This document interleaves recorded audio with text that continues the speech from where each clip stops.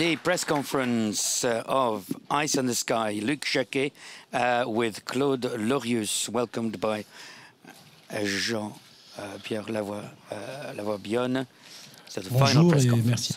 Good afternoon, and thank you for being here for this last press conference on Ice and the Sky by Luc Jacquet.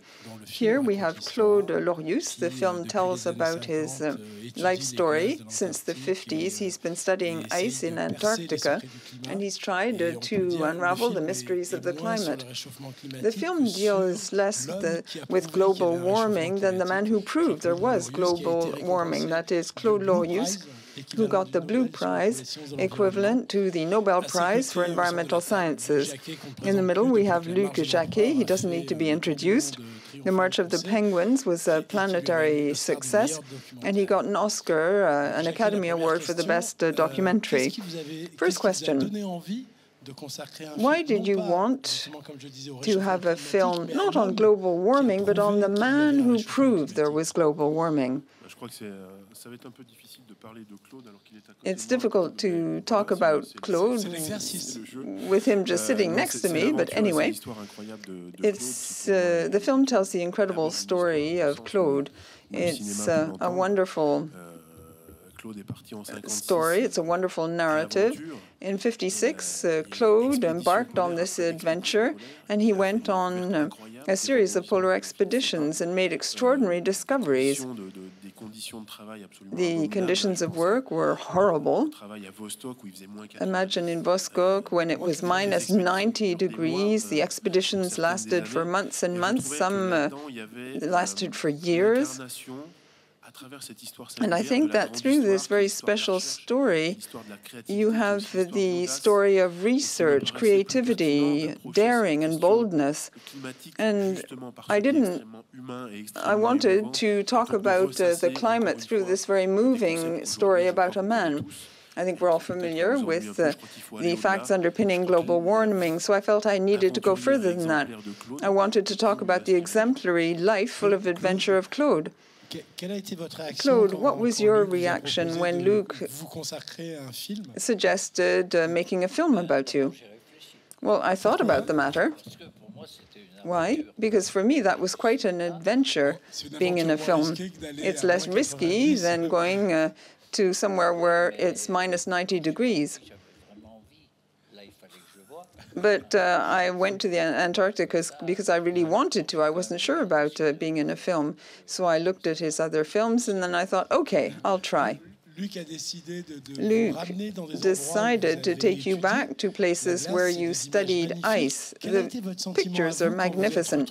What was your feeling when you found yourself so many years later back in these places where you had experienced so much, done your research and worked?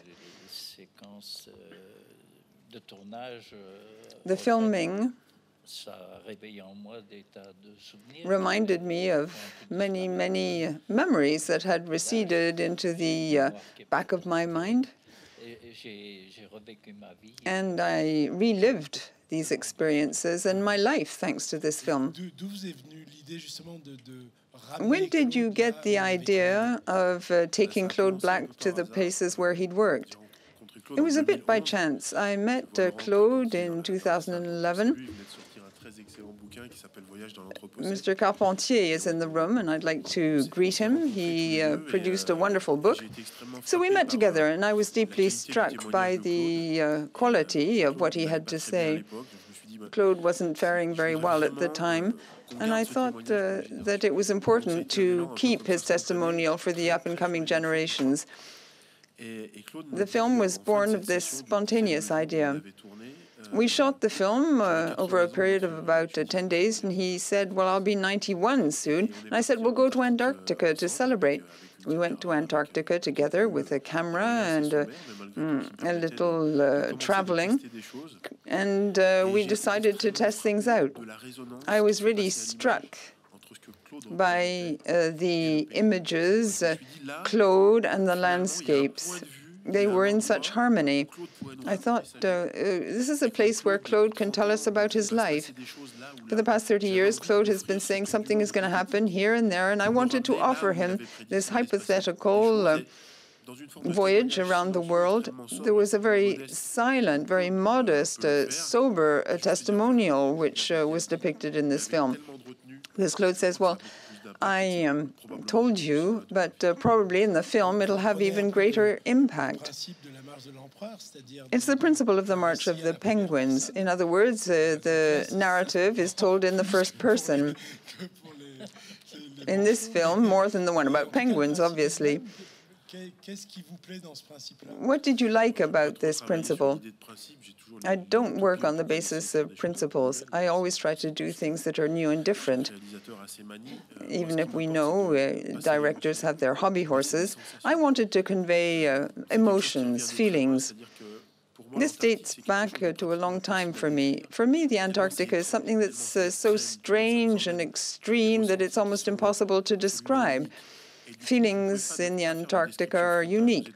So you can't just provide a description. You have to show impressionistic images, draw parallels, and use metaphors. For me, what's really important is for the emotions to be conveyed in a sincere way. In the case of Claude, we're talking about the life of an exemplary person, and this kind of narrative struck me as very appropriate. You used quite a lot of archival footage. When he goes off on these expeditions, he already filmed a number of scenes. That adds a lot to the quality of the film and makes it quite unique. Indeed, it's quite surprising. The history of this film is the history of a treasure hunt. I knew there were cameras during all of Claude's expeditions, but I really didn't know where the images had been stored. I worked with a team of documentary experts, and we thought, oh, here's a picture, an image, there must be a camera. The camera must be in the hands of a Russian. And so we put together the whole of Claude's life history. It was amazing to rediscover the life of someone. You can't really do that with fiction. I remember these incredible images of Claude when he was training in Greenland before leaving for Antarctica. You see Claude embarking on a boat at the age of 23, and each of these stages in his life was filmed, as though there was some intention, as though there was some idea 60 years ago about preparing a film. It was wonderful to work in this manner. There's tremendous power in these images. Don't forget that at a given point in time, people were out to conquer Antarctica, the French, the Russians, the Americans, and people talked a lot about what was being done on on that continent. And there were filmmakers, too. We found amazing Russian images. The aesthetics are purely communist. Then you have American images, which are far more pragmatic. French images were extremely pragmatic. And it was really funny to mix together the different styles. These images had an amazing patina. Claude, there is a scene which I love in the film. It's the time when you drink whiskey and you put some ice in the whiskey, some ice from the depths of the ice cap. And when the bubbles are released from this ice, you suddenly think, well, if we analyze these bubbles, what will we find? Did it happen that way? Yes, absolutely. And I'd already had a bit to drink. Otherwise, I'd never have had this brilliant idea, this brainstorm. It took quite a lot of time to apply my idea in practice. What threatens us most today? You think that with a film like this, you are calling on people to become more aware and to mobilize? This is a question to the two of you. What do you think, Luc? Yes. Personally speaking, I think it's a moral duty I'm deeply attached to Antarctica. I have children myself. I meet a lot of children because of my profession. I'm deeply touched by these testimonials.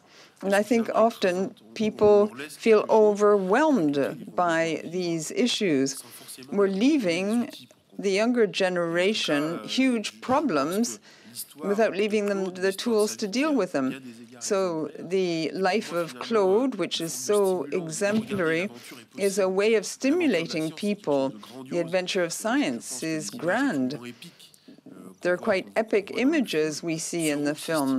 And I think they will stimulate the young up-and-coming generation to tackle these issues and resolve the situation. I think, above all, if you're a filmmaker, not doing this would be criminal. I deeply believe that if everyone really tackles these issues, they'll cease to be problems. They will be a source of tremendous creativity, on the contrary. We just have to switch the way we approach things, and things can move very fast. Do you think it's essential to talk about what you've done and seen? Yes, because for many people, what is happening is becoming a major concern. I'm talking about people at large, from the President of the Republic down to Joe Blow. We know that it's now that we have to change things. We can't wait. Governments have met to talk about the problem for years, but not much has been done. However, I have great confidence, and I think that this film will touch people and will move decision makers. What are the biggest obstacles you had to overcome in the course of your research work? The greatest obstacles consisted, for example, in spending a whole year with just 2 other people. When you're young, you tend to be quite keen on pretty women, and you end up in Antarctica for a year and a half before going back home. You feel very lonely. We had no electricity, we couldn't even communicate. That was quite an amazing experience that marked me deeply. Another thing struck me. During the Cold War, I was able to use U.S. planes to go to Vostok, which was a Soviet base in Antarctica. Only science could achieve that. There had to be more than science, in fact. Antarctica is a privileged area in many respects. There is also a treaty on Antarctica. A lot of countries work together in Antarctica as a result of this treaty. And that is why we were able all to meet in the US, in the Soviet Union, even if people weren't really talking together. And this gave rise to great friendship. And we all decided to embark on this adventure together. What was the reaction of scientific circles as you made your discoveries? That's a major question. Our discoveries were talked about a lot. In the major scientific review, Nature, there was an article, a leading article on the cover page on my discoveries, and this was something that was read by all scientists. Une question, mademoiselle. Pas de question difficile. Don't ask a difficult question, please. Pardon-moi. Il faut mettre le traducteur. Mettez l'écouteur parce que ça va être en anglais. Mais vous allez la comprendre, bien sûr. Oui. Pardon. Hello, sorry, it's Catherine Shord from The Guardian in London. Thank you very much for the film and for your work. I wanted to go back to what you said about that it would be criminal to not address these issues as a filmmaker. Why is it that Can you speak a little bit slowly? Sure. Sorry. I wanted to ask about it being criminal for filmmakers to not address this issue, and why it is that particularly fiction filmmakers have failed to do so up until now, whether you think that this is changing. And also I wanted to ask how you're both remaining so optimistic about it. In the film ends on a note of optimism, and yet I don't quite understand how that's possible. Yeah, thank you.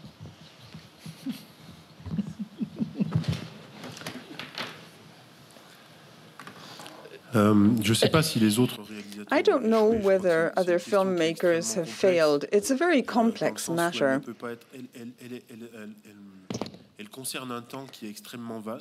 This issue spans a huge amount of time, and it involves a major scale, the whole of the world. And we're talking about something of concern to the entire human species. This issue is so very complicated because of these few points. The cinema can talk about universal things through specific, individual things. That's why I was interested in Claude. The tale of his life enables us to understand all these issues, which are very complex. For me, this film is probably the most cinematographic one I've ever made. Before I give the floor to Claude, I would like to add that there are 2 points. I have great faith in humanity. Humanity is capable of the worst, but also the best. And often it's just after the worst that it achieves what is best. Currently, we find ourselves in a situation, you know, when you're caught up in a storm in Antarctica, you don't wonder about whether you should be optimistic or pessimistic. You just think about surviving and enabling all the people with you to survive. And I think we're in that kind of a situation. We have to manage to survive, above all. If we make a collective effort, if there is a joint growth in awareness, and we manage to move forward, then we'll be stronger and more intelligent, and this will reestablish the link with humanity. Of course, Claude has tremendous faith, both in science and humanity as well. Claude, why are you so optimistic?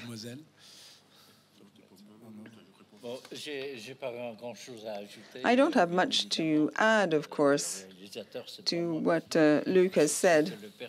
I'm not the filmmaker, I'm just a character in the film. But what do you think about the future? I was pessimistic, but I think that now people are changing. Climate, global warming, what's going to happen? People talk about this almost every day. Everyone knows that it's a real problem.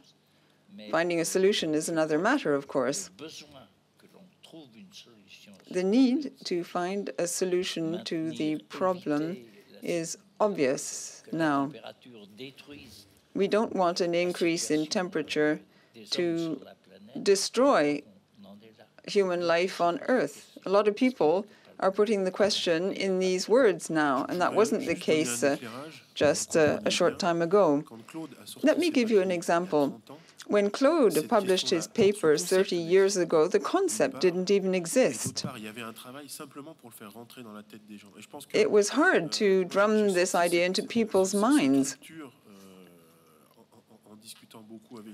I've talked a lot with Claude, and I think now people are aware of the problem and they're impatient to see results. The work done by Claude and scientists 30 years ago consisted in saying, look, this is a fact, we can prove it. And they have shown the in and outs of global warming. I think we have made fundamental progress, and this is why we're more optimistic now. Claude has done his work. I'm trying to do my work, showing people what needs to be done, that is, taking concrete measures in order to stop global warming. Do scientists still challenge the fact? Far fewer now, but there are still some, yes. And what do you think about that? I think now a lot of people